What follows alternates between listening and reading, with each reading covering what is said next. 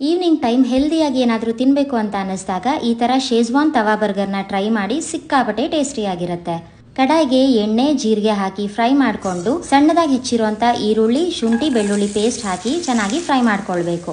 ನಂತರ ಇದಕ್ಕೆ ಸಣ್ಣದಾಗಿ ಕಟ್ ಮಾಡ್ಕೊಂಡಿರುವಂಥ ಕ್ಯಾರೆಟ್, ಕ್ಯಾಪ್ಸಿಕಮ್ ಹಾಕಿ ಮತ್ತೆ ಫ್ರೈ ಮಾಡಿ, ತರಕಾರಿ ಎಲ್ಲ ಚೆನ್ನಾಗಿ ಕುಕ್ ಆದಮೇಲೆ ಟೊಮ್ಯಾಟೊ ಹಾಕಿ ಟೊಮ್ಯಾಟೊ ಮೆತ್ತಗಾಗೋವರೆಗೂ ಅದನ್ನ ಚೆನ್ನಾಗಿ ಹುರಿಬೇಕು. ನಂತರ ಇದಕ್ಕೆ ಅಚ್ಚಕಾರದ ಪುಡಿ, ಜೀರಿಗೆ ಪುಡಿ, ಪಾವ್ ಭಾಜಿ ಮಸಾಲ, ಸ್ವಲ್ಪ ಶೇಜ್ವಾನ್ ಸಾಸ್, ರುಚಿಗೆ ತಕ್ಕಷ್ಟು ಉಪ್ಪು ಹಾಕಿ ಚೆನ್ನಾಗಿ ಮಿಕ್ಸ್ ಮಾಡಿಕೊಂಡು ಕಟ್ ಮಾಡಿರುವಂಥ ಪನ್ನೀರ್ ಹಾಕಿ ಮಿಕ್ಸ್ ಮಾಡ್ತಾ ಇದ್ದೀನಿ. ಈಗ ಬರ್ಗರ್ ಬನ್ ತಗೊಂಡು ಈ ರೀತಿ ಕಟ್ ಮಾಡ್ಕೊಳ್ಬೇಕು. ನಾನಿಲ್ಲಿ ಗೋಧಿ ಬನ್ನ ಯೂಸ್ ಮಾಡ್ತಾ ಇದ್ದೀನಿ, ಹೆಲ್ದಿ ಆಗಿರಲಿ ಅನ್ನೋ ಕಾರಣಕ್ಕೆ.